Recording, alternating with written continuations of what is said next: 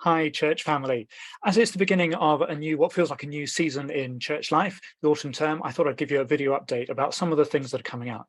And I'm really excited about what we have coming up. Of course, I'm primarily excited about the gospel. You know, the good news we have in Jesus is just incredible, isn't it? What God has done for us, what God is doing for us, what God will do for us, and all of creation, all of the world is immense. And so we're always excited by the gospel. And then that filters down into church life.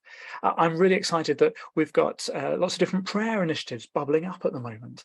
That's fantastic news, really important. We've got a quiz night coming up later in November at some point. We've got Go Dine Together. If you haven't yet heard about that, you can click on the link up here or here somewhere, I'm not quite sure where, but just opportunities for us to share hospitality, to deepen relationship, to gather back together, especially if we've been apart, to make new friends and new friendships. So really looking forward to taking part in Go Dine Together. I'd encourage you to be part of that as well. So here's some of the things that we've got coming up over the next few weeks.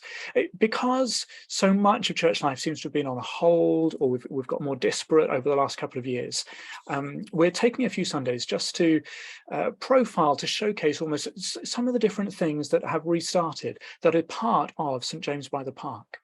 And so that will give those who are new, those who've been here many years but have forgotten what's going on, a chance just to see the breadth of the ministry that we do here at St James. And it's wonderful to have lots of different people involved in those. So I'm looking forward to those few Sundays. We've also got a lady called Sanjay Pereira coming to speak to us. She's a former advisor to the Church of England on ethnic minority concerns. Fantastic speaker. Really looking forward to hearing what she's got to say. So lots of different things to be excited about at the moment, and that's some of the stuff that's coming up. But also excited and really pleased because after church life seeming to be sort of on a bit of a plateau, on hold over the last couple of years, actually it feels as though God is beginning to make the way forward much clearer to us. And the PCC have been working hard and praying hard over the last few months to discern more of that, and are ready to begin sort of sharing some of that with you. And so later in the term, we're going to be talking a bit about three particular words that we think God is calling us to do. And I want to introduce this by way of an app called What Three Words. Now, What Three Words as an app, it's a way of locating anyone, anywhere on the globe. So every sort of 3-meter square area is given a unique reference, which is just 3 words, 3 random words.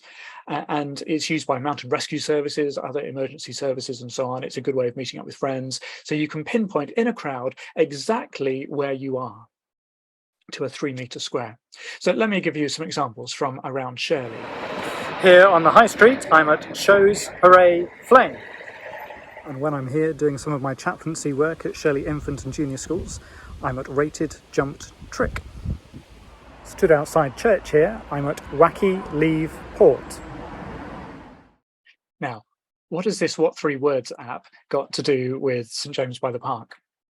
Well, some of you may remember that a few months ago, we invited people to describe church life at St James by the Park in 3 words. We did it at the annual meeting, we did it through the e-news, we did it through the cell groups, and we said, okay, in terms of what one word would you use to describe our relationship with God and our relationship with each other and our relationship with the world? So in total, we had 3 words describing our church life. And if we're honest, a lot of those words came back were quite sort of subdued words or almost negative words.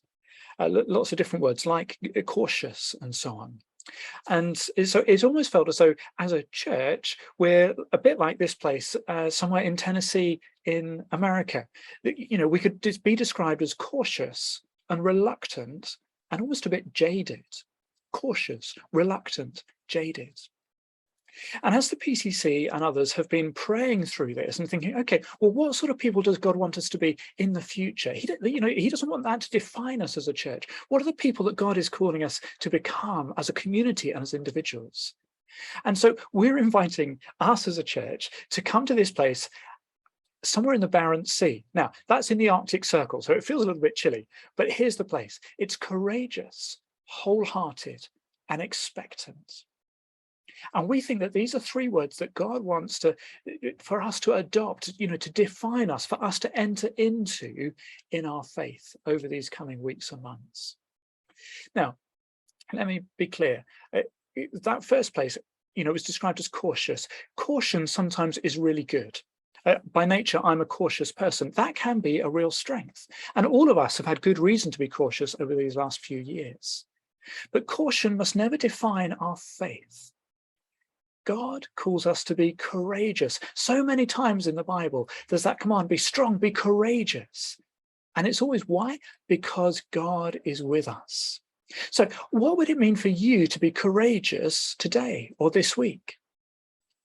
It takes courage for me as an introvert to go into that school staff room where I do some chaplaincy work and to strike up conversations with strangers. That's not my natural place. It takes courage, but I can do it knowing that God is with me.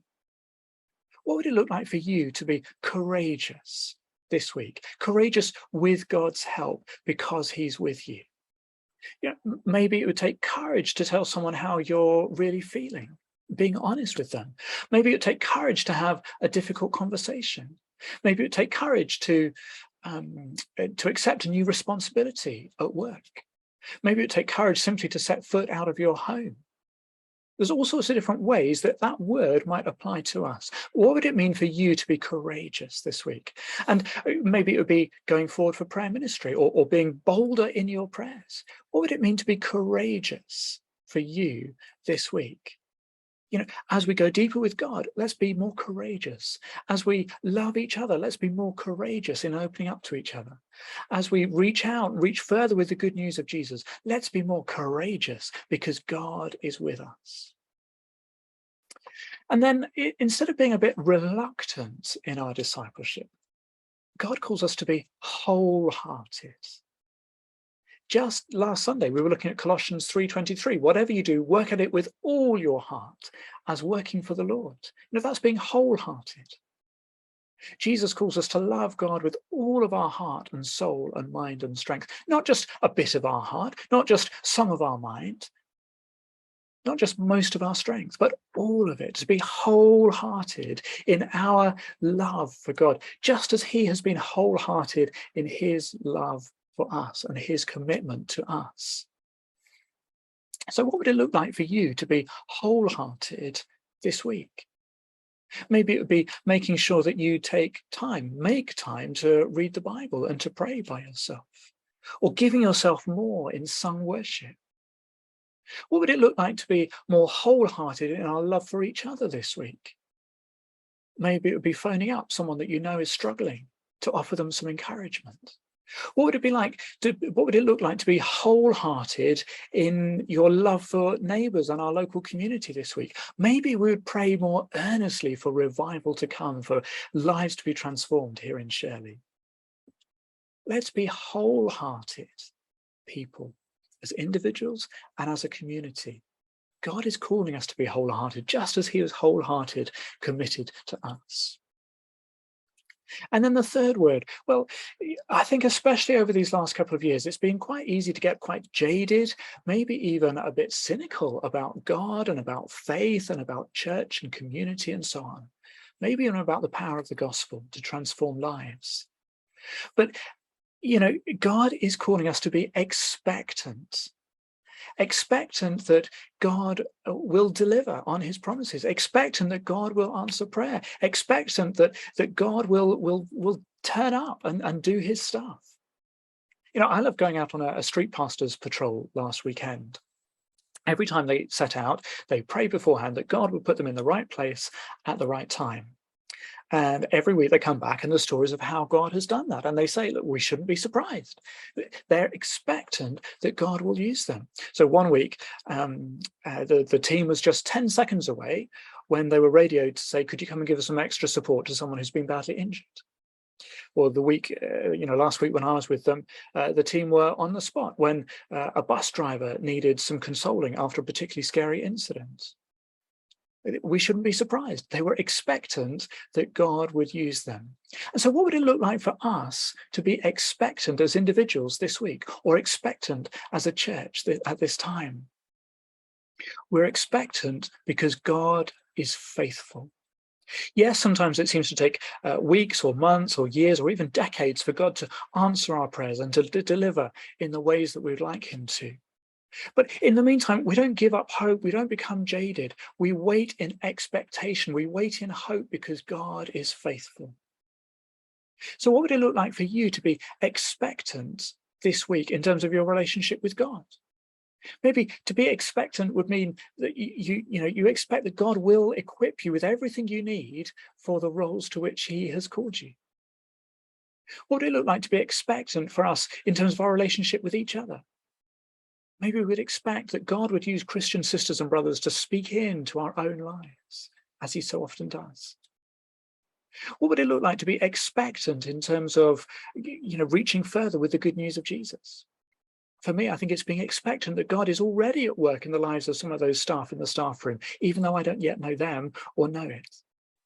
And just as God is already at the work in some of your friends and colleagues, even though you don't yet know it. So, yes, the Barents Sea might sound a little bit chilly, but remember the midnight sun would be quite spectacular, wouldn't it? Friends, God is calling us to be courageous, wholehearted, and expectant.